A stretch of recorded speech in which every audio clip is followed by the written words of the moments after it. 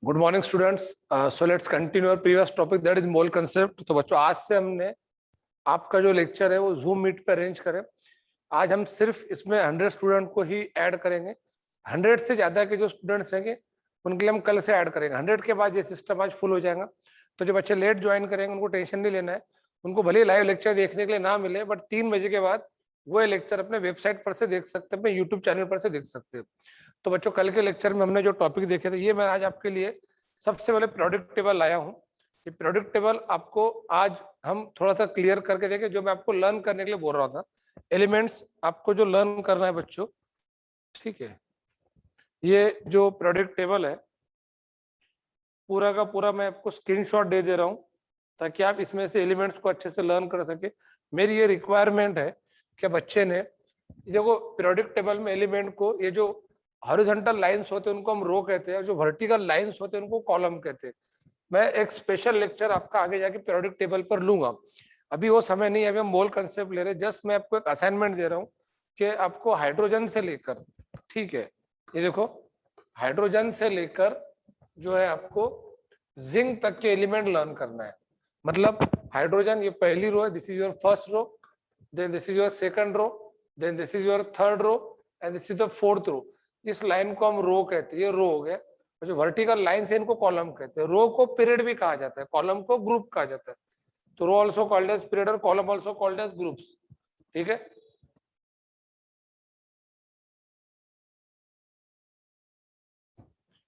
अभी सभी बच्चों को हमने म्यूट करके रखे, जब जरूरत पड़ेगी तब हम आपको अनम्यूट भी करेंगे। तो मैं पहले टॉपिक से क्लियर करता हूँ। चलो देखो, तो हाइड्रोजन से लेके, हाइड्रोजन यहाँ पे एलिमेंट दिया हुआ है, देन हेलियम, ठीक है, lithium, then beryllium, boron, carbon, nitrogen, oxygen, fluorine, neon, then sodium, magnesium, aluminium, silicon, phosphorus, sulphur, chlorine, argon से potassium, calcium, scandium, titanium, vanadium, chromium, manganese, iron, cobalt, nickel, copper, zinc. तो ये आपको learn करना है। मैंने elements आपको लिख के भी दे दिया हूँ। ये एलिमेंट आप क्या करो, लेक्चर के बाद रजिस्टर के अंदर हाइड्रोजन से लेकर जिंक तक के एलिमेंट लिखना है और ये लर्न करना है। इनका मुझे आगे बहुत काम पड़ने वाला है। आपको एलिमेंट का एटॉमिक नंबर पता होना चाहिए। तो हमने 1 से लेके 30 तक के एलिमेंट के बॉक्स में, डब्बे में, ये जो नंबर लिखा है ये उसका एटॉमिक नंबर है। वैसे जब आप ऑफलाइन क्लास ज्वाइन करेंगे तो आई प्रॉमिस मैं आपको यहाँ तक के एलिमेंट याद करूंगा, रुदरफोर्डियम तक के, जिसका एटॉमिक नंबर 104 है। ये आपको पता होगा ना। ये लैंथेनाइड्स है, ये एक्टिनाइड्स है। पीरियोडिक टेबल पर मिनिमम 60 से 70 मिनट एक स्पेशल लेक्चर हम लेंगे, जिसमें आपको पूरी चीजें क्लियर होंगी। अभी के लिए आपको सिर्फ ये मैं एक स्क्रीनशॉट दे दे रहा हूँ और अपने रेगुलर टॉपिक पर आता हूँ। रेगुलर टॉपिक हमारा ये है बच्चों, दैट इज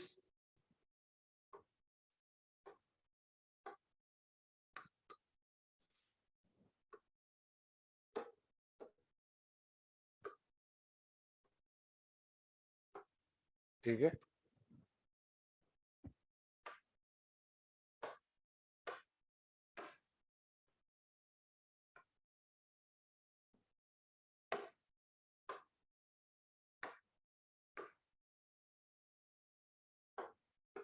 चलो ठीक है। तो आज हम आगे जो टॉपिक स्टार्ट करेंगे वो टॉपिक है अपना, that is mole concept. Mole concept में मैंने आपको लास्ट लेक्चर में क्या निकालना बताया था, अगर आपको याद हो तो हमने number of mole, number of molecule, number of atoms निकालना देखे थे। नंबर ऑफ एटम्स कंपाउंड के साथ साथ मैंने आपको उस कंपाउंड में के जो कंस्टिट्यूएंट एलिमेंट्स है उनके भी नंबर ऑफ एटम निकालना सिखाया था, ठीक है। After that, after this number of atoms, मैंने आपको percentage by weight of an element निकालना सिखाया था। आज मैं आपको मोलियरिटी और कॉन्सेंट्रेशन और मोल फ्रैक्शन, ये चीजें निकालना सिखाऊंगा। बहुत ही इंपॉर्टेंट टॉपिक आज हम पढ़ने वाले, जरा ध्यान देना। साथ ही साथ मैंने आपको एक पॉइंट बताया था कि ये पहले कल के एक पॉइंट में क्लियर कर देता हूं। 1 मोल का मीन्स होता है उस कंपाउंड का मॉलिक्यूलर वेट। किसी भी कंपाउंड का 1 मोल यानी उस कंपाउंड का मॉलिक्यूलर वेट हम ले सकते हैं। जैसे फॉर एग्जांपल आपको पता है, मैंने कल एक पॉइंट बताया, यूरिया का मॉलिक्यूलर वेट 60 है, मीन्स वो यूरिया के 1 मोल का वेट है। तो किसी भी कंपाउंड का मॉलिक्यूलर वेट यानी उसका 1 मोल ले सकते हैं। साथ ही साथ किसी भी कंपाउंड के अंदर 1 मोल में 6.023 है ना, 6.023 इंटू 10⁻⁻23 मॉलिक्यूल्स होते हैं।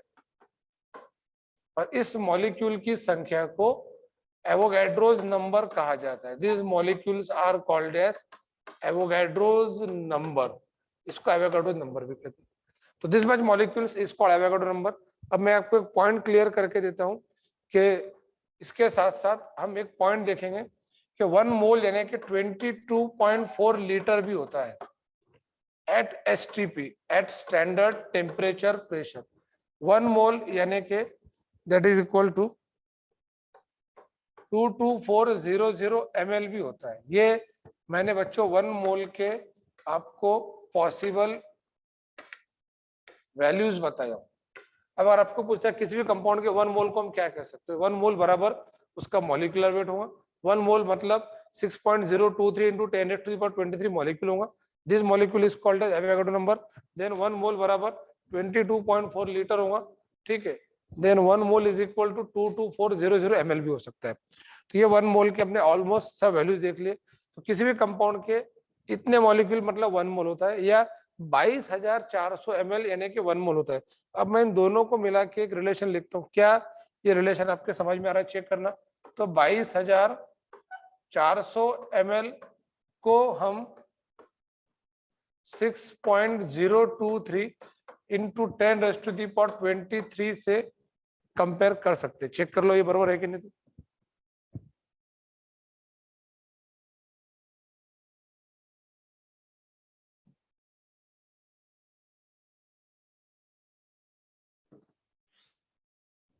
ये देखो क्या है, 1 mole is equal to molecular weight, 1 mole is equal to Avogadro number of molecule, 1 mole is equal to 22.4 litre, 1 mole is equal to 22,400 ml। मतलब अगर ए बराबर बी, ए बराबर सी, ए बराबर डी और ए बराबर ई हो, मींस ऑल आर सेम, मतलब आप किसी दो को इक्वेट कर सकते हैं। तो 22,400 ml की वैल्यू होती है 6.023 इंटू 10⁻23 मॉलिक्यूल्स। तो देयरफॉर अब मुझे 1 ml मतलब कितने मॉलिक्यूल लेना है, तो ये हम क्रॉस मल्टीप्लीकेशन करके निकालेंगे। तो 22,400 ml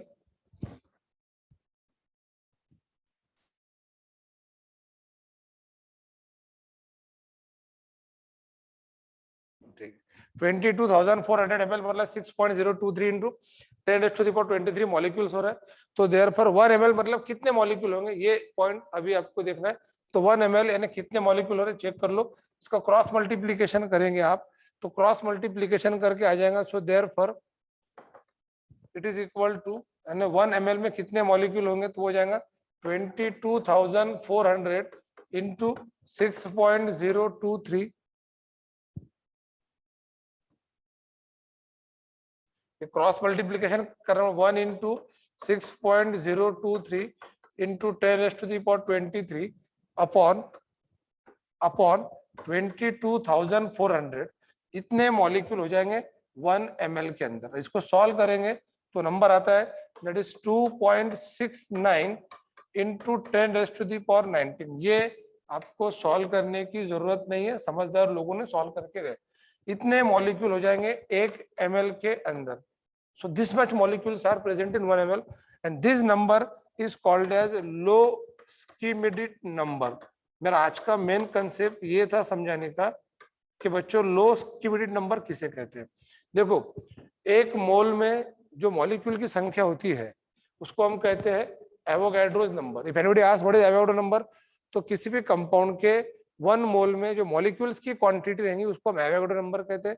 और किसी भी कंपाउंड के 1 ml में जो मॉलिक्यूल की क्वांटिटी होंगी उसको लो स्किमिडिट नंबर कहते हैं। नीट IIT JEE के अंदर ये बहुत ही इंपॉर्टेंट कंसेप्ट है जो पूछा जाता है कि what is the value of low Schmidt number. तो उसकी वैल्यू बच्चों ये है, वैल्यू ये है और कंसेप्ट ये है। तो अब मैं आपको पूछता हूँ कि आप लो स्किमिडिट नंबर पर से क्या सीखिए। तो उसका मतलब होता है कि 1 ml में जो मॉलिक्यूल्स होंगे वो इतने होते हैं और इतने मॉलिक्यूल्स की संख्या को लो स्किमिडिट नंबर कहते हैं।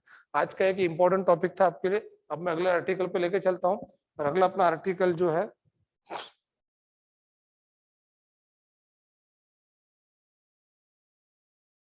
अगला आर्टिकल अपना ये है कि आज हम बच्चों molarity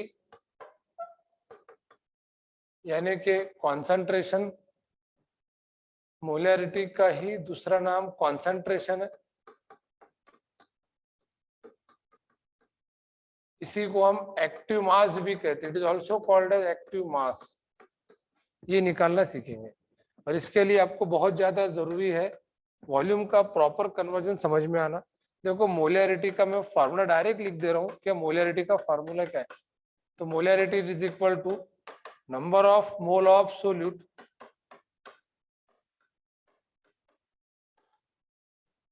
upon volume of solution in डीएमक्यू।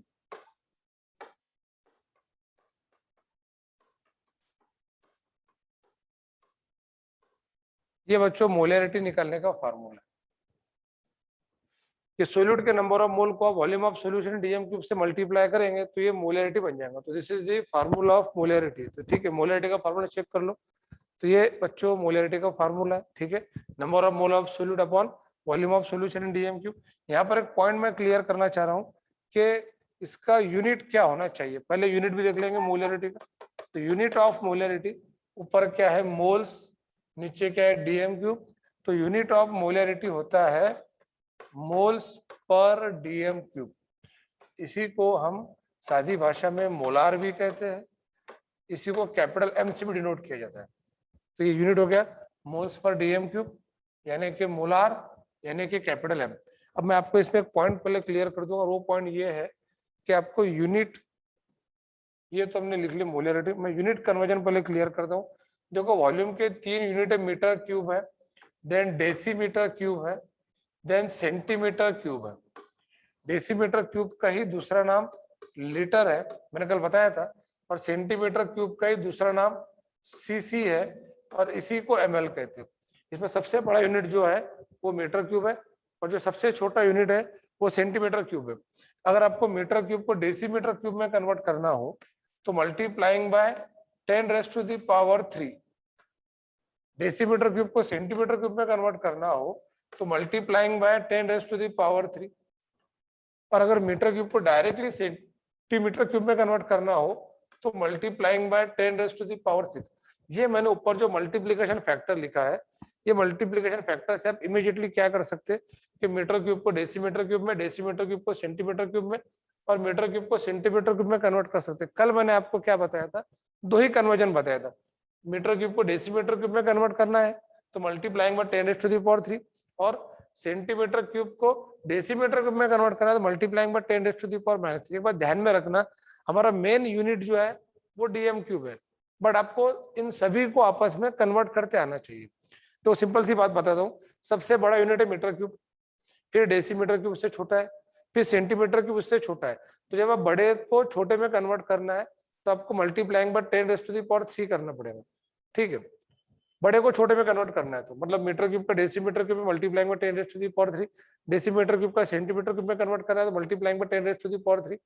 और जब आपको सेंटीमीटर क्यूब को वापस बड़े में कन्वर्ट करना है, डेसीमीटर क्यूब में कन्वर्ट करना है तो multiplying by 10⁻3, then multiplying by 10⁻3, और सेंटीमीटर क्यूब को डायरेक्ट अगर मीटर क्यूब में कन्वर्ट करना है तो मल्टीप्लाइंग बाय 10⁻6। ये देखो मल्टीप्लाइंग बाय 10⁻3, इसको इसमें कन्वर्ट करना है तो मल्टीप्लाइंग बाय 10⁻3, और यहाँ से डायरेक्ट इसमें कन्वर्ट करना है तो मल्टीप्लाइंग बाय 10⁻6।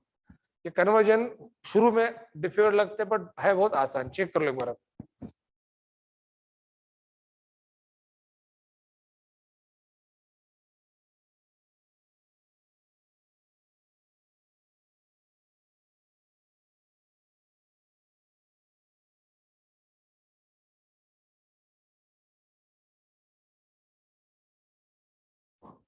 बच्चों को अभी मैं पहले पढ़ाऊंगा, फिर आखिरी के 5-10 मिनट के अंदर हम आपको डाउट पूछने का चांस देंगे। तो अब तक के जो लेक्चर्स हुए आप उस पर मुझे डाउट पूछ सकेंगे।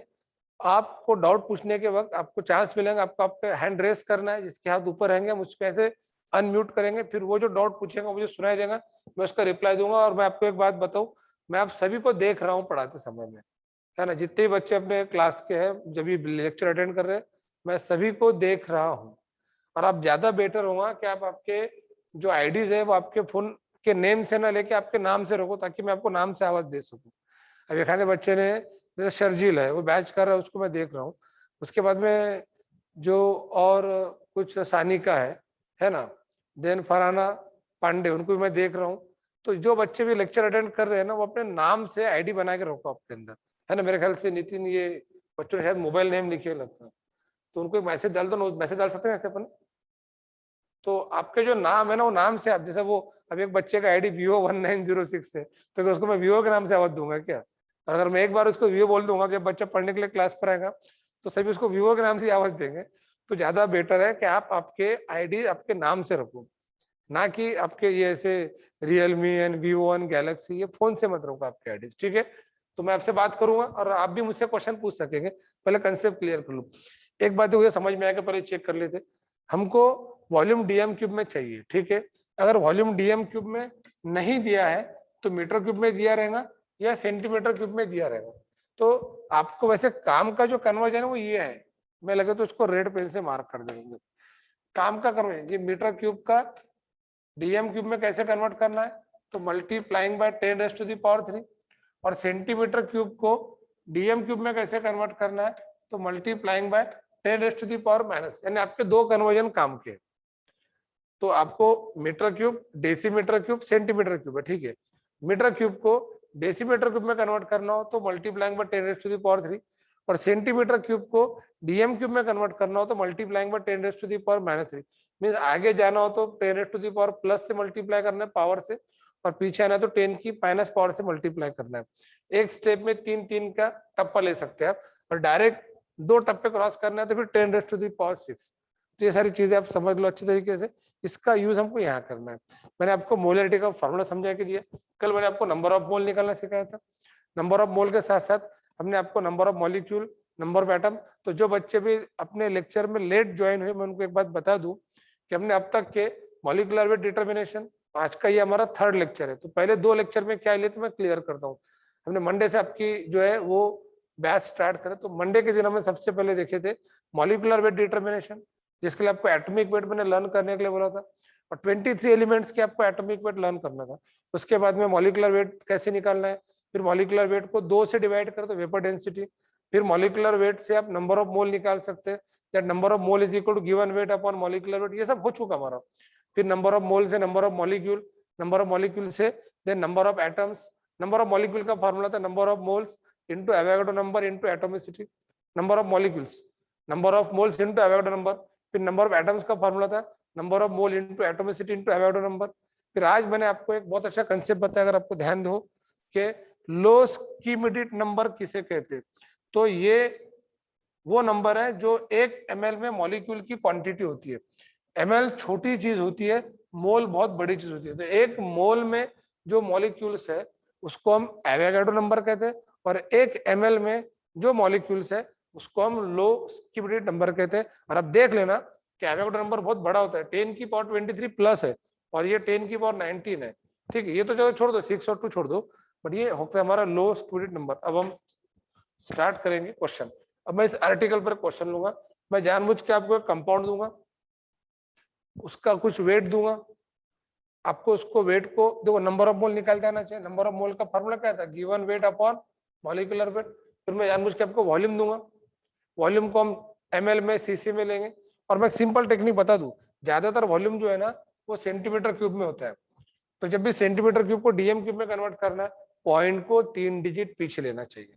जब पॉइंट 3 डिजिट पीछे लेंगे तो सेंटीमीटर क्यूब जो डीएम क्यूब में कन्वर्ट हो जाएगा।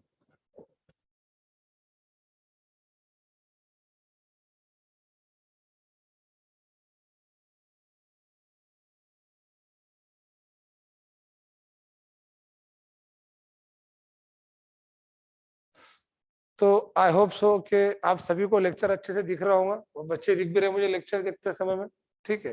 तो ये जूम पे मेरा फर्स्ट लेक्चर है। अब तक के हम हमारे चौधरी कोचिंग क्लासेस के वेबसाइट पर या तो यूट्यूब चैनल पे पढ़ाते थे, तो 2-3 दिन लग जाएंगे आपको सामने से देखते हुए पढ़ाने की आदत होने के लिए, है ना। कभी कभी वो चीजें भी अफेक्ट करती है कि मेरा कंसंट्रेशन बच्चों तरफ जा रहा है, उसको और हम बेस्ट तरीके से करेंगे। तो शुरुआत के जो कुछ दिन है 1-2 लेक्चर लग जाएंगे, पर इसमें एक अच्छी बात यह है कि आप आपके doubt difficulty with in the lecture आप पूछ सकेंगे। हर लेक्चर के बाद 10 मिनट आपको दिया जाएगा आपके डाउट्स पूछने के लिए, तो उस समय में आपको आपके डाउट्स निकाल के रखना है।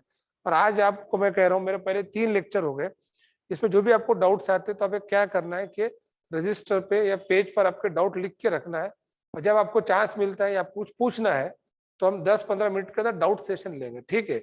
ये चीजें कल हम सेट कर रहे थे, करके थोड़ा समय लग गया था आपका लाइव लेक्चर आने के लिए। अब बच्चों मैं क्वेश्चन लेता हूँ, क्वेश्चन पे ध्यान देना। बड़ा सिंपल क्वेश्चन ले रहा हूँ कि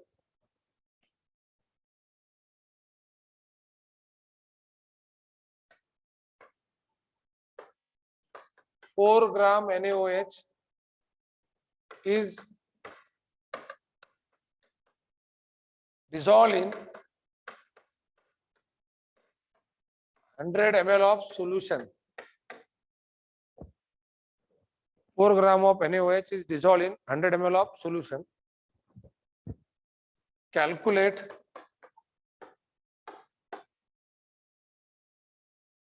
मोलैरिटी ऑफ द सॉल्यूशन। बहुत ही सिंपल क्वेश्चन है, बट ये आप 10th के रेंज के बाहर जाके सॉल्व करो। नया क्वेश्चन, बिल्कुल पॉसिबल नहीं है कि आप विद इन 3 लेक्चर्स, मतलब तीसरे लेक्चर में इस लेवल के क्वेश्चन तक के पहुंच जाए। पर आपने पहले 2 लेक्चर अच्छे से अटेंड किए और अच्छे से पढ़े होंगे तो आप ये क्वेश्चन भी सॉल्व कर लेंगे। ये क्वेश्चन के अंदर क्या बोला गया, 4 ग्राम NaOH। देखो बच्चों, मैं शॉर्टकट में इसको सॉल्व करने की टेक्निक बताऊंगा, आंसर कैसे निकालना। मोलैरिटी का formula number of mole of solute upon volume of solution in DM, ठीक है। फिर इसमें से नंबर ऑफ मोल का formula given weight upon molecular wait. और अपनों को नीट और जेई मेथड के लिए सॉल्व करना है तो शॉर्टकट से सॉल्व करना है, पूरा लिखने की जरूरत नहीं है। आप 10 तक के क्या करते थे, पूरे पूरे फार्मूला लिखते बैठते, ऐसा जरूरत नहीं है। Given weight upon molecular, given weight है इसका 4 ग्राम है, क्योंकि कंपाउंड जो है वो NaOH है और मुझे NaOH का मॉलिक्यूलर वेट पता है, दैट इज 40 ग्राम। अब यहाँ पर आपको एक चीज एडिशनल करना पड़ेगी कि आपको NaOH का मॉलिक्यूलर वेट पता होना। तो मैं आज आपको जाते समय में जो रूटीन कंपाउंड्स है, जो बहुत ही रेगुलर है, जिनके मॉलिक्यूलर वेट का भी फ्रीक्वेंटली काम पड़ता है, तो निकालते नहीं बैठना, उनका मॉलिक्यूलर वेट आपको डायरेक्टली लर्न कर लेना है। तो मैं ऐसे 10-15 कंपाउंड लिख दूंगा कि जिनका मॉलिक्यूलर वेट आपको डायरेक्टली पता नहीं। वैसे कोई बड़ी बात नहीं, अगर आपको पता नहीं भी रहा तो आप आराम से NaOH के भी मॉलिक्यूलर वेट निकाल के देख सकते हैं, जैसे कि सोडियम 1, ऑक्सीजन 1, हाइड्रोजन 1, और फिर multiplying by the respective atomic weight, तो एटॉमिक वेट से मल्टीप्लाई करके उनके मॉलिक्यूलर वेट को निकाल सकते हैं। तो NaOH का मॉलिक्यूलर 40 है, तो 4/40 दैट इज इक्वल टू 0.1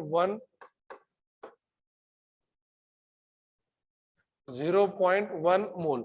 तो बच्चों ये हो गया number of mole of NaOH, ठीक है। अब हम आगे देखेंगे volume of solution in DMQ। तो वॉल्यूम कितना दिया हुआ है, 100 ml। मैंने अभी बताया कि अगर वॉल्यूम ml में हो तो उसको DM क्यूब में कर दो, ml को DM क्यूब में कन्वर्ट करने के लिए मल्टीप्लाइंग बाय 10⁻⁻⁻3, या तो फिर इसका 0.3 डिजिट पीछे, तो 100 ml होता है 0.1 DM क्यूब। एक बार ध्यान में रखना, 1000 ml मतलब 1 DM क्यूब होता है, ये डायरेक्टली बता रहा शॉर्टकट। तो अगर आपको 1000 ml मतलब 1 DM क्यूब है, 100 ml करना है तो 1000 का 100 कैसे हो रहा, हम 0.1 डिजिट पीछे कर रहे, तो इधर 0.1 डिजिट पीछे, तो इधर भी 0.1 डिजिट पीछे। अगर if x is equal to y हो, if any changes take place in x, then same proportionate changes should be take place in y। तो इस तरह से आपको क्वेश्चन करते आना चाहिए, ठीक है। तो 0.1 DM क्यूब हो गया। नाउ देयरफॉर मोलैरिटी बराबर, तो नंबर ऑफ मोल कितना हो गया 0.1, वॉल्यूम ऑफ सॉल्यूशन कितना हो गया 0.1, 0.1 upon 0.1 that is equal to 1, और इसका यूनिट क्या रहेगा, मोल्स पर DM क्यूब। तो मैंने बहुत ही एक सिंपल क्वेश्चन लिया, मैंने जानबूझ के इसके अंदर कैलकुलेशन को ज्यादा स्कोप नहीं दिया, 0.1 DM क्यूब। अगला क्वेश्चन हम ले रहे हैं, सेकंड क्वेश्चन देख लेना। सेकंड क्वेश्चन क्या है, 240 ग्राम, या इसको पर ऐसा भी कर सकते थोड़ा कंफ्यूज करने के लिए, 0.24 kg of urea is dissolved in 500 cc of solution. Calculate active mass। अब देखो, एक्टिव मास को ही मोलैरिटी कहते हैं और इसी को हम कॉन्सेंट्रेशन कहते हैं। तो आपको ये निकालना है एक्टिव मास। तो बच्चों एक्टिव मास निकालना है, यानी कि आपको मोलैरिटी निकालना है, जिसका formula number of mole of solute upon volume of solution दिया। नंबर ऑफ मोल का फार्मूला है given weight upon molecular wait. Given weight चूंकि केजी में दिया हुआ है, तो आपको इसको ग्राम में कन्वर्ट करते आना चाहिए। मैंने कल ही बताया था केजी को ग्राम में कन्वर्ट करना है तो आपको 1000 से मल्टीप्लाई करना पड़ेगा। तो 0.24 को 1000 से मल्टीप्लाई कर लेंगे तो 240 ग्राम। ये कन्वर्जन फास्ट करते आना चाहिए। तो 240 ग्राम उसका गिवन वेट हो गया। क्योंकि यूरिया हमारा नॉन कंपाउंड है और मैंने पहले बताया कि आपको कुछ कंपाउंड के मॉलिक्यूलर डायरेक्टली पता होना चाहिए। तो यूरिया का जो मॉलिक्यूलर वेट है बच्चों वो 60 है, दैट इज इक्वल टू 4। मैं जानबूझ के कैलकुलेबल टर्म्स ले रहा हूँ 4 mole. Volume of solution dm cube में चाहिए, 500 सीसी दिया हुआ है। अभी मैंने समझा के दिया था कि 1000 ml 1000 सीसी 1000 सेंटीमीटर क्यूब यानी कि 1 डीएम क्यूब। तो 1000 सीसी यानी 1 डीएम क्यूब हो रहा, तो 500 सीसी तो 0.3 डिजिट पीछे ले लो, that is equal to 0.5 dm cube. Direct भी कर सकते हैं। अब आप एक काम करेंगे तो देयर पर मोलरिटी बराबर जो रहेगा नंबर ऑफ मोल की तरफ 4, वॉल्यूम ऑफ सॉल्यूशन की तरफ 0.5 डीएम क्यूब। अब इसको सॉल्व कैसा करेंगे तो मैं इसको लिख सकता हूँ दैट 40/5। इसका पॉइंट आगे शिफ्ट करना है, इसको भी पॉइंट आगे शिफ्ट, न्यूमरेटर डिनोमिनेटर में इक्वल प्रोपोर्शन में पॉइंट शिफ्टिंग करना पड़ेगा। 40/5 that is equal to 8।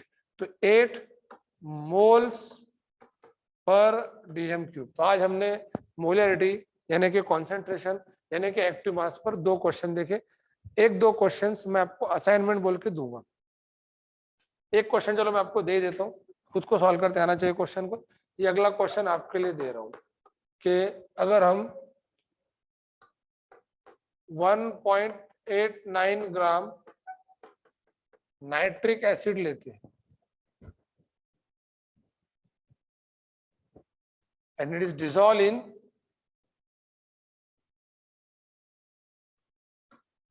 200 ml of solution। एक ही क्वेश्चन दे रहा हूं, calculate molarity of the solution. यहां पे आपको पॉइंट शिफ्टिंग करते आना चाहिए, डिवाइड करते आना चाहिए प्रॉपरली। ये आप करके देखना। ये क्वेश्चन अगर नहीं जमा तो मैं ये कल क्लास में सॉल्व करके दूंगा, ठीक है। एक ये क्वेश्चन हो गया। इसके बाद अब हम चलते हैं हमारे प्रीवियस पॉइंट्स पर जहां से पहले आए थे।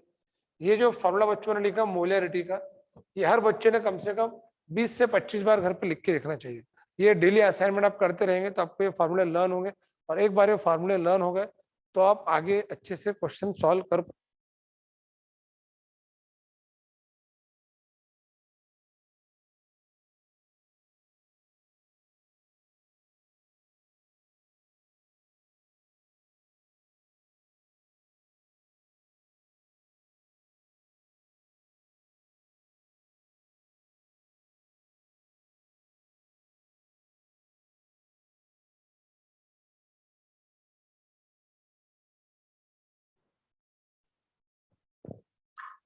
ठीक है, तो ये जो हमारा मतलब पॉइंट था मोलरिटी का, आज के लिए सिर्फ मोलरिटी का ही पॉइंट क्लियर कर लो। आपको ये फार्मूला कराना चाहिए, साथ में येलोस क्यूबिक नंबर का कंसेप्ट क्लियर कर लो। इसके साथ साथ 1 मोल के कौन कौन से वैल्यूज होते हैं ये क्लियर कर लो बच्चों।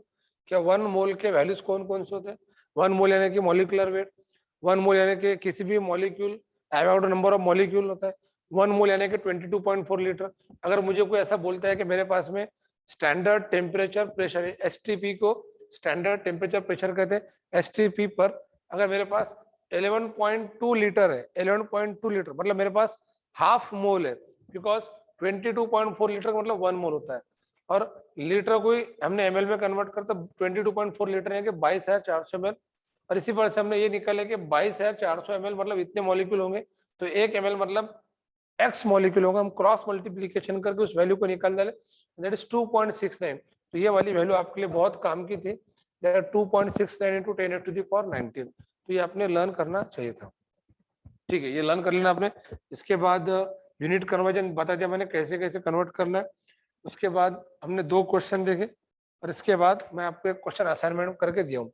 कल मैंने क्वेश्चन पूछा था कि आपके पास एक बीकर है, इस बीकर में 50% हेवी वाटर है।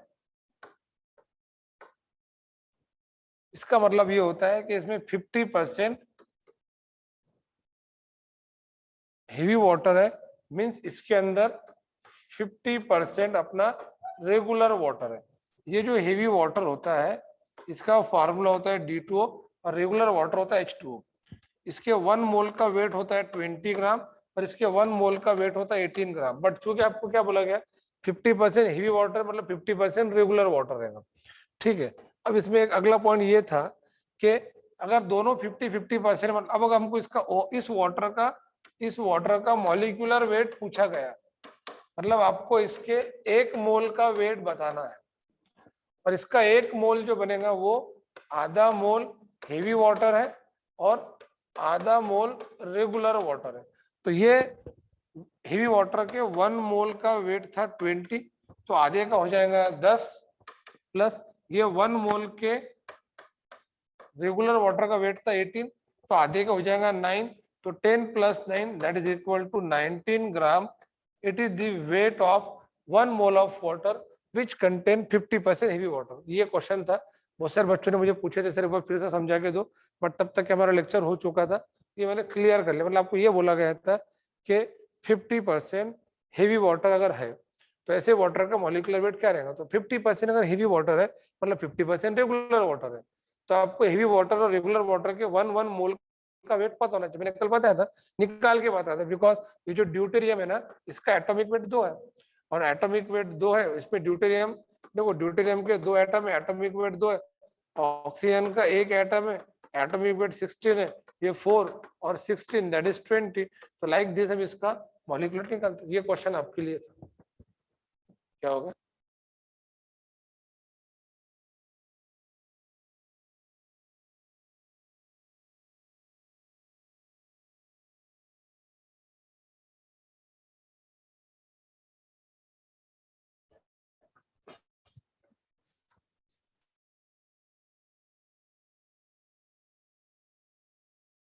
इस तरह से ये अपना हेवी वाटर और रेगुलर वाटर का क्वेश्चन था। आज हमने मोलैरिटी का जो फॉर्मूला देखे, अगर ये आपने अच्छे से क्लियर कर लिया मोलैरिटी का, तो इस पर से मैं आपको मोलैरिटी, मोल फ्रैक्शन, ये अच्छी अच्छी चीजें कल आपको समझा के देता हूँ। पर आज आप एक काम कर लो, अकॉर्डिंग टू माय ओपिनियन ये फॉर्मूला लर्न करके आ रहना। तो ठीक है, आज के लिए इतना काफी है। अब मैं आपको 2 मिनट बाद आपके डाउट सेशन या आपसे कम्युनिकेशन करना चाहूंगा। मेरे बाद आपका फिजिक्स का हमारे ओम खोटर सर का लेक्चर है, देन जूलॉजी का डॉक्टर बुआ कुलकर्णी सर का भी लेक्चर है। ये लेक्चर आप बहुत अच्छे से एंजॉय कर रहे हैं, बच्चों के काफी अच्छे कमेंट्स आ रहे हैं, बड़ा अच्छा लग रहा है सुन के कि बच्चे खुश है करके। हमें कोशिश कर रहे हैं कि आपका जो एजुकेशन बहुत दिनों से रुके हुआ है उसमें हम कुछ आपकी हेल्प कर पाए। ये कंप्लीट बेसिक का लेक्चर बच्चों, आपको हमारे तरफ से ये कंप्लीटली फ्री है, ठीक है। तो हम इसके अंदर बेसिक को और क्लियर करने की कोशिश करेंगे। आपके डाउट्स वगैरह निकाल के रखो।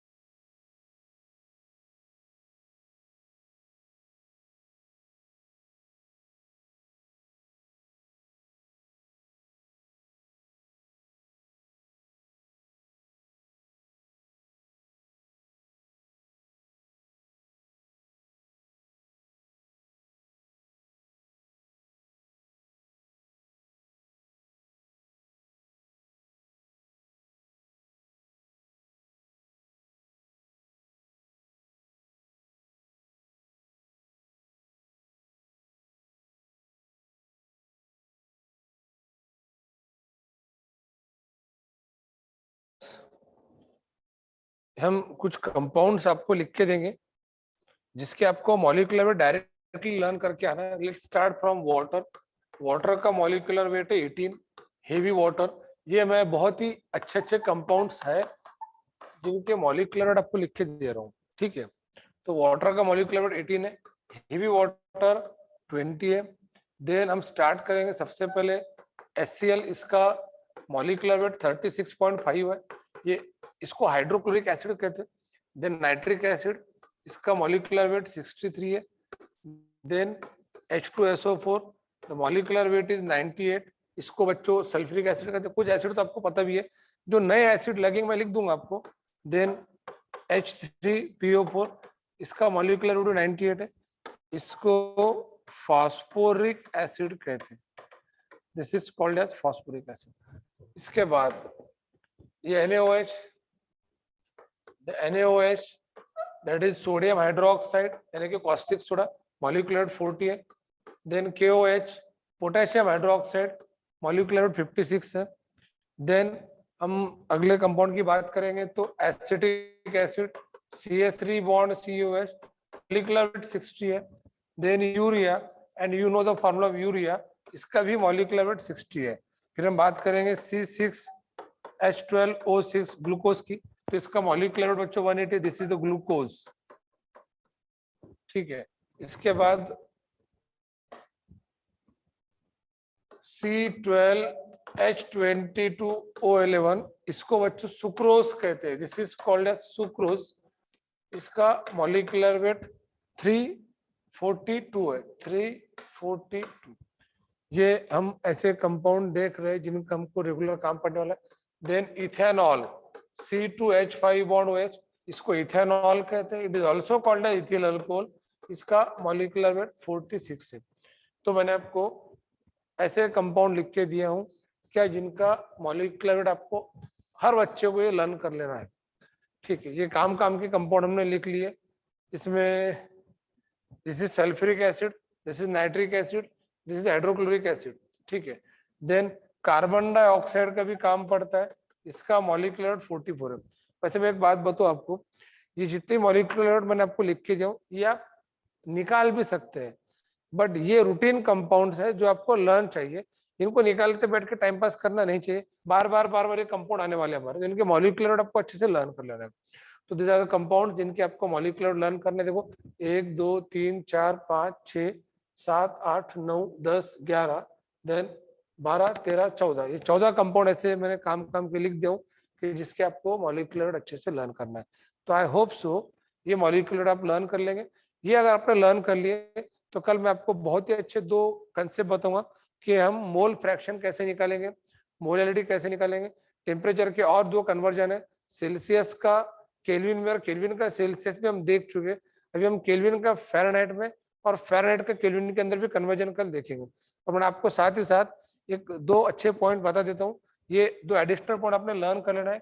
ये 2 गैस के फॉर्मूले बता रहा हूँ कि carbon monoxide plus H2 combination को वाटर गैस कहा जाता है। ये मॉलिक्यूलर वेट से रिलेटेड नहीं है, ये एक एडिशनल नॉलेज आपको बता रहा हूँ। और कार्बन मोनोऑक्साइड प्लस N2 को प्रोड्यूसर गैस कहा जाता है, it is also called as producer gas. ये जैसे मैंने कल आपको इसके पहले बताया था कि blue vitriol, white vitriol, green vitriol, then king of chemical H2SO4 जिसको ऑयल ऑफ विट्रियोल कहते हैं, ये वाटर गैस का फार्मूला ये है। देन प्रोड्यूसर गैस का फार्मूला ये, और इसके साथ साथ एक और अच्छा कंसेप्ट मैं बताना चाहूंगा, वो कंसेप्ट ये है कि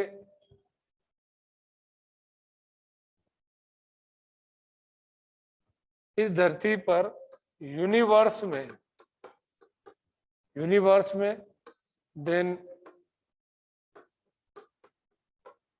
एटमॉस्फेयर में और अर्थ क्रस्ट, तो 3 अलग अलग जगह कौन कौन सा एलिमेंट सबसे ज्यादा पाया जाता।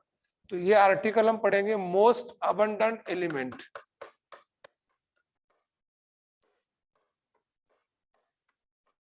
तो मोस्ट अबंडेंट का मतलब होता है सबसे ज्यादा पाया जाना। तो most abundant element in the universe वो है बच्चों हाइड्रोजन, इन द एटमॉस्फेयर वो है बच्चों नाइट्रोजन, और ऑन द अर्थ क्रस्ट वो है बच्चों ऑक्सीजन। ये तीनों क्वेश्चन बहुत काम किए। तो most abundant element in the universe कौन है, हाइड्रोजन है।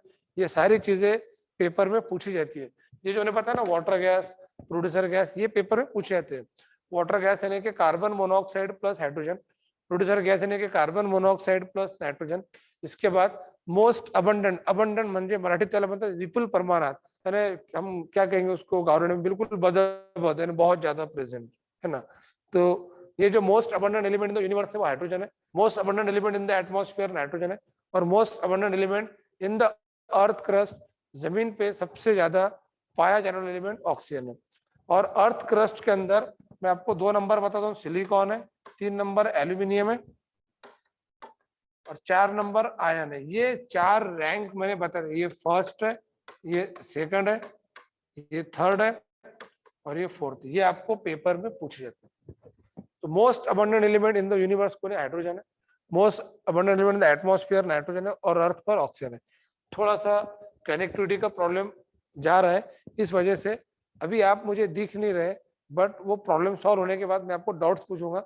हम 2 से 5 मिनट वेट करते हैं, तब तक के आप ये सारे जो स्लाइड्स हैं इनको एक बार ओवरलुक कर लीजिए, हमने आज क्या क्या देखे। तो सबसे पहले हमने देखे 1 मोल के डिफरेंट वैल्यूज और लो क्यूबिक नंबर का concept. If anybody asks what is low cubic number, तो these are the number of molecule present in 1 ml, और Avogadro number these are the number of molecule present in 1 mole। तो 1 मोल में इतने molecules होते हैं और 1 ml में इतने मॉलिक्यूल होते हैं। तो 1 ml में जो मॉलिक्यूल होते हैं उसको लो क्यूबिक नंबर कहते हैं। दूसरा कंसेप्ट, मोलैरिटी के अलग अलग नाम। तो मोलैरिटी को हम क्या कहते हैं बच्चों? कॉन्सेंट्रेशन कहते हैं, एक्टिव मास कहते हैं, और मोलैरिटी का formula number of mole of solute upon volume of solution dm cube. ये जम के प्रैक्टिस करना है। देन मोलैरिटी का unit moles per DM cube या मोलार या कैपिटल एम। उसके बाद ये वॉल्यूम कन्वर्जन की यूनिट मैंने बताया 3 यूनिट है, metre cube, decimetre cube, centimetre cube. तो कैसे इनको एक दूसरे में कन्वर्ट करना, तो मैंने बताया मीटर क्यूब सबसे बड़ा है, फिर डेसीमीटर क्यूब उससे छोटा है, फिर सेंटीमीटर क्यूब उससे छोटा है। और बड़े को छोटे में कन्वर्ट करना हो, एक एक टप्पे से कन्वर्ट करना हो, मल्टीप्लाइंग बाय 10⁻⁴, डायरेक्ट 2 टप्पे क्रॉस करना हो, मल्टीप्लाइंग बाय 10⁻⁶, और वापस जाने वाली गाड़ी निगेटिव वाली है, एक टप्पे पे -3, 2 टप्पे पे -6। डेसीमीटर क्यूब का दूसरा नाम लीटर है, सेंटीमीटर क्यूब का और सीसी भी कहते हैं इसको, it is also called CC और आल्सो कॉल्ड एमएल। उसके बाद मैंने आपको एक क्वेश्चन लेके बताया कैसे हमने मोलैरिटी का क्वेश्चन सॉल्व करे। जब आपको बोला गया था कि 4 ग्राम NaOH जो है वो 100 ml सोल्यूशन में डिसॉल्व किया गया, तो हमने क्या करे कि NaOH का गिवन वेट है जो ग्राम में था, उससे नंबर ऑफ मोल निकाले by dividing it's molecular weight, और वॉल्यूम ऑफ सॉल्यूशन को डीएम क्यूब में कन्वर्ट करे, वैल्यूज पुट अप करके सॉल्व करे। सेम अगला क्वेश्चन था, मैंने जानबूझ के यूरिया का वेट केजी में दिया था, उसको आपको ग्राम में कन्वर्ट करना है, केजी को ग्राम में कन्वर्ट करना 9-10 के अंदर सीखेंगे आप, या शायद उससे भी पहले। इस तरह से अपन ने यहाँ पे एक्टिव मास पूछा गया, यानी कि मोलैरिटी। एक क्वेश्चन आपको असाइनमेंट बोल के दिया गया, और एक ये कल का क्वेश्चन था जो बच्चों को डिफिकल्ट जा रहा था, कि एक क्वेश्चन मैंने पूछा था कि अगर आपके पास एक बीकर में 50% हेवी वाटर है, मतलब 50% रेगुलर वाटर होगा, फिर तो ऐसे वाटर का मॉलिक्यूलर वेट क्या रहेगा? तो ये 19 ग्राम उसका आंसर है। टेस्ट में पूछूंगा क्वेश्चन में। उसके बाद ये वो कंपाउंड है काम काम के, ये वो कंपाउंड है काम काम के जिनके मैंने आपको मॉलिक्यूलर वेट लर्न करने के लिए बोला। देखो जो चीजें मैं आपको बहुत ही अच्छे से समझा रहा हूँ कि ये आपको लर्न करना है, मतलब लर्न करना है। अगर आपका केमिस्ट्री बहुत आपको एकदम टफ करना है, एकदम बेस्ट लेवल पे प्रिपेयर करना है, तो शुरुआत का जो 1 महीना है उसके अंदर आपको बहुत मेहनत करना पड़ेगी। This are the ABCDs of chemistry, है ना। मैं भी फिजिकल पढ़ा रहा हूँ, फिर आपको ऑर्गेनिक पढ़ाऊंगा, फिर इनऑर्गेनिक पढ़ाऊंगा, वापस आप मुझे दिखने लगे टेक्निकल प्रॉब्लम थोड़ा जो आ गया तो सॉल्व हो गया। टेक्निकल प्रॉब्लम टेक्निकल सिस्टम में आती रहते हैं, ये कोई नई बात नहीं है। फोन पे भी हम बात करते हैं, कभी भी कॉल ड्रॉप हो जाता है, फोन ऑटोमेटिक कट जाता है, ये भी एक टेक्निकल प्रॉब्लम्स होते हैं। तो ये टेक्नोलॉजी के थोड़े से ड्रॉबैक है जिसको हमको एडजस्ट करके चलना पड़ेगा। तो बच्चों ये हो गया एक पॉइंट।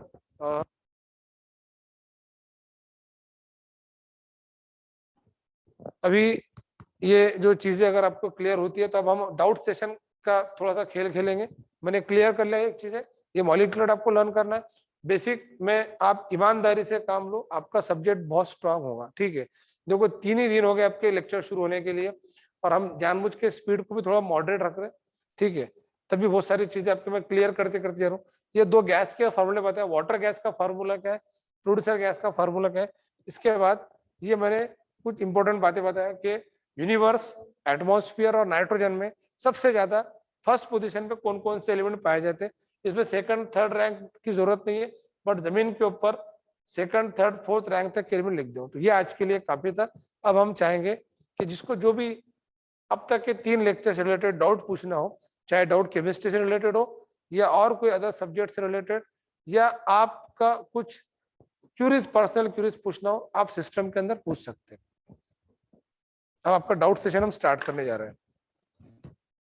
आपको हैंड रेस करना है, जिसका हैंड रेस आएगा उसको ऐसे अनम्यूट किया जाएगा, और जो अनम्यूट हो रहा वो जो बोलेगा वो मुझे प्रॉपरली सुनाई भी देगा। अभी हमने सबको म्यूट करके रखे, तो जो हैंड रेस करेगा हम उससे डाउट पूछेंगे।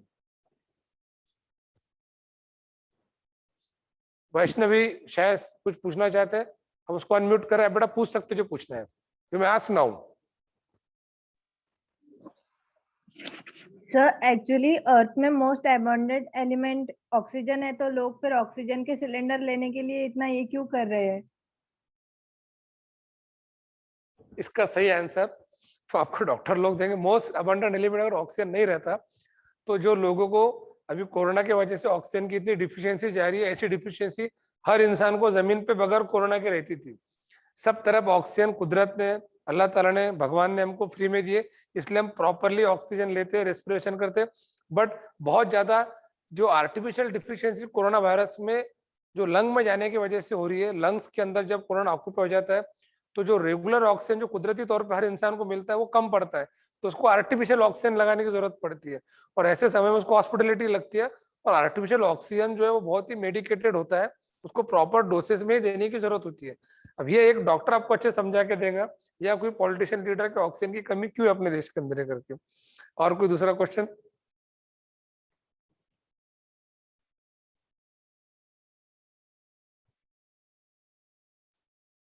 चलो वैष्णवी फिर से आप क्वेश्चन पूछना है, पूछ लो।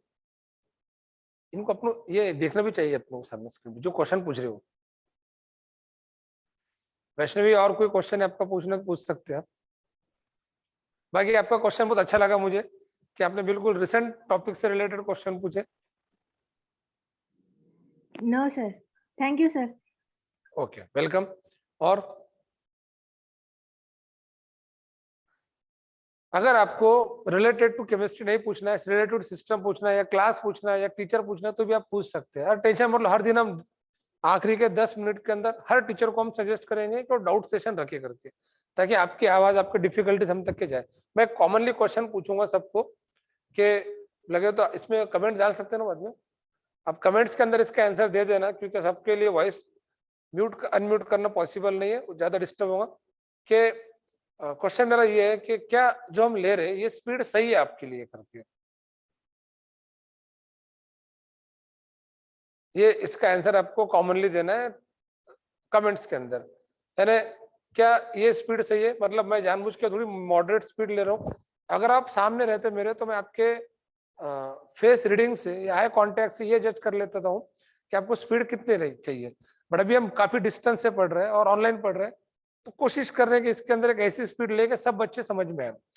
हम धीरे धीरे स्पीड बढ़ाएंगे भी, और जब ऑफलाइन क्लास में पढ़ने के लिए आप आएंगे तो हमारे यहाँ पे हम 2 अलग अलग टाइप की बैचेस क्रिएट करते हैं, तो जिसके अंदर स्पीड अलग अलग होती है। जिसको ज्यादा स्पीड से, जो उनको ज्यादा स्पीड से देते हैं, जिनको कम स्पीड से उनकी स्पीड मॉडरेट रखते हैं। ठीक है, ये क्वेश्चन का आंसर भी मिल गया कि स्पीड से ये करके। मेरा दूसरा क्वेश्चन ये है कि जूम के अंदर क्वेश्चन आया मेरे ख्याल से किसका, कि भाई on zoom I can't get your voice clearly. तो ये बेटा देखो, 2 जूम के ऊपर के जो लेक्चर है वो 2 चीजों पे डिपेंड करते हैं। नंबर 1, क्या हमारी नेट की कनेक्टिविटी और आपकी नेट की कनेक्टिविटी। अगर मेरे साइड से नेट की कनेक्टिविटी का प्रॉब्लम जाता तो सभी बच्चों को आवाज में दिक्कत जाती थी। आपके रीजन वाइज, आपके एरिया वाइज भी आप कनेक्टिविटी को चेक कर लो, क्या आपके एरिया में कौन से मतलब नेट कंपनी जो है उसका नेट प्रॉपर चलता है। और मैं तो सजेस्ट करता हूँ कि अभी 1 महीने के लिए आप एक आधा ब्रॉडबैंड यूज कर लो, जो ज्यादा सस्ते रेट में मिलता है। मतलब 1800 रुपीज के अंदर आपको 100 MBPS की नेट की स्पीड मिल जाती है। तो वैसे भी आपका ऑनलाइन जो कोर्स ले लो हमारी तरफ से तो फ्री है। वैसे इस कोर्स की जो फीस है ना वो मिनिमम 5 to 10,000 होती है, जो हम ऑनलाइन लेक्चर ले रहे हैं आपके। और अभी कोरोना काल की वजह से हम सभी बच्चों और पेरेंट्स को सपोर्ट कर रहे हैं कि फ्री ले रहे हैं, तो ये पैसे जो आप बहुत सारे बचा रहे इधर, आप 1000 रुपीज आप नेट के अंदर यूटिलाइज करो, आप ज्यादा अच्छे से देख पाएंगे। ठीक है, वो नेट आने के बाद सिर्फ नेटफ्लिक्स और अमेजोन प्राइम में देखते बैठना। ठीक है। और तो मेरा दूसरा क्वेश्चन ये था कि अदर सब्जेक्ट के जो टीचर आपको पढ़ा रहे हैं, कि ये आपको प्रॉपर समझ में आ रहा है, मतलब फिजिक्स के अंदर और जूलॉजी के अंदर, तो आप इसके मुझे कमेंट्स के अंदर रिप्लाई दे सकते हैं। है ना। बच्चों ने तो क्वेश्चन कम पूछे, तो मैं क्वेश्चन आपको ज्यादा पूछ रहा हूँ। क्या फिजिक्स और जूलॉजी आपको समझ में आ रहा है? सेकंडली, क्या ये जो लेक्चर हम जूम पे ले रहे हैं ना, ये आपको 3 बजे के बाद वेबसाइट पर भी यूट्यूब प्लेटफॉर्म पे देखने के लिए मिलेंगे, है ना। नितिन सर मिल जाएंगे देखने के लिए? मुश्किल है, मिल जाएंगे ना, रिकॉर्डिंग चल रही है ना।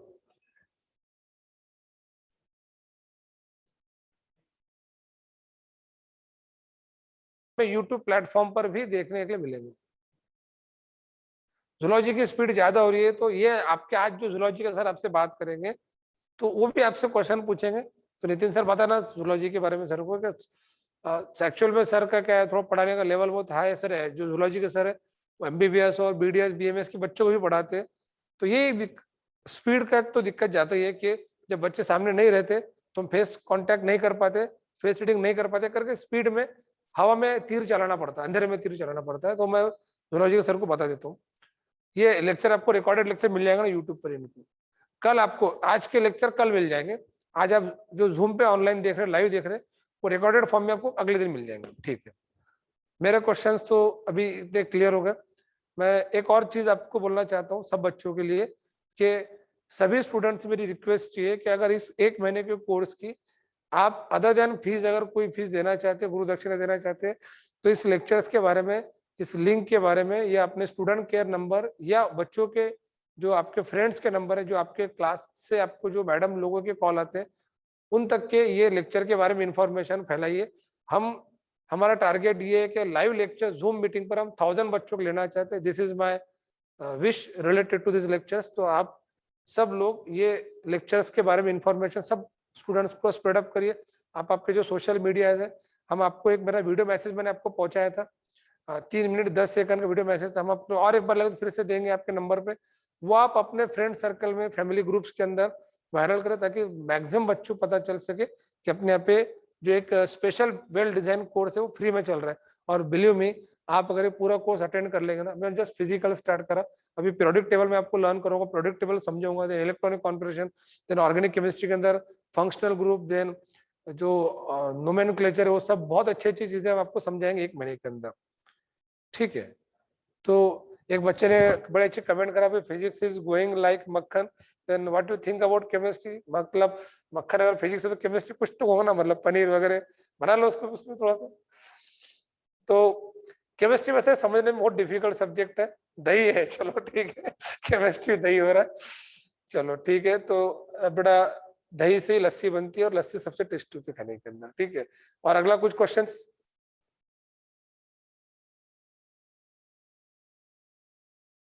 ठीक है, एक और भूमि का मैसेज आया कि भाई chemistry is getting more easier to me. देखो क्या हो रहा है, मैंने केमिस्ट्री जानबूझ के फिजिकल से स्टार्ट करा हूं।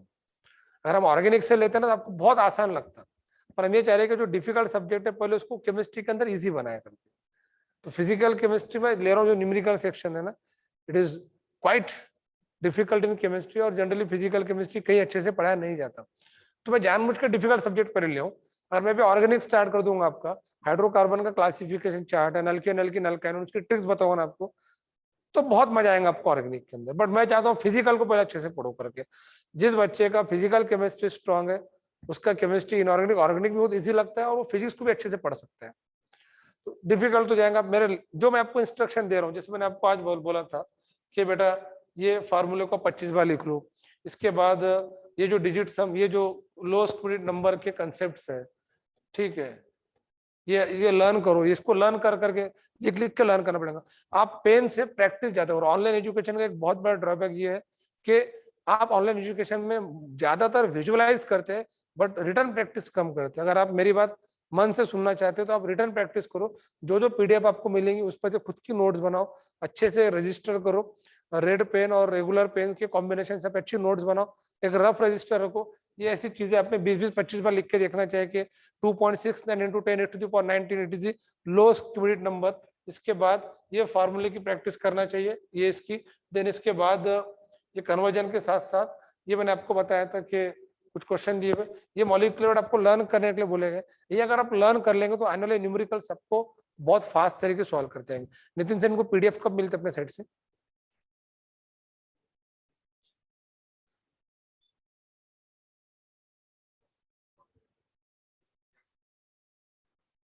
पीडीएफ आपको मोबाइल से मिल रही है ना, पीडीएफ कल के लेक्चर तक पीडीएफ मिल रही है। तो बहुत सारे बच्चों के ग्रुप बने हुए हैं, तो हम सभी ग्रुप्स के अंदर पीडीएफ डाल देंगे, तो पीडीएफ आपको मोबाइल पे मिल जाएंगे। ठीक है, तो उसका दिक्कत मत लो, अगर पहले की पीडीएफ नहीं मिले तो वो पीडीएफ आपको वापस से रीसेंड कर लेंगे। ठीक है, तो ये जो था ये आज के लिए था। आज के लिए हमने 100 स्टूडेंट ज्वाइन करे, कल से हम 500 स्टूडेंट तक के इसको बढ़ाएंगे और हम बहुत जल्दी 1000 रीच करना चाहते हैं। मेरी ये विश है कि आप सब अपने फ्रेंड सर्कल के अंदर 10th के स्टैंडर्ड के बच्चों के अंदर लेक्चर अटेंड, उन्होंने अगर कोई और भी क्लास लगा लिया होगा तब भी उसको लेक्चर अटेंड करने के लिए उनको समझ में आना चाहिए, कंपैरिजन करते आना चाहिए ना कौन से क्लास में क्या सिस्टम है, और अपने क्लास पे बेस्ट टेक्नोलॉजी का हम यूज ले रहे हैं। तो आज के लिए इतना काफी है, remaining topic will continue tomorrow. Till then अपना ख्याल रखिए, बाय बाय। हाँ, एक अगला जो लेक्चर है आपका, हर एक लेक्चर के बीच में हम 5 से 10 मिनट का गैप रखेंगे, और इसी आईडी से आपको जो आपको आईडी दिएगा उसी आईडी से आपको अगला फिजिक्स का और जूलॉजी का लेक्चर ज्वाइन करना है। ठीक है, ओके।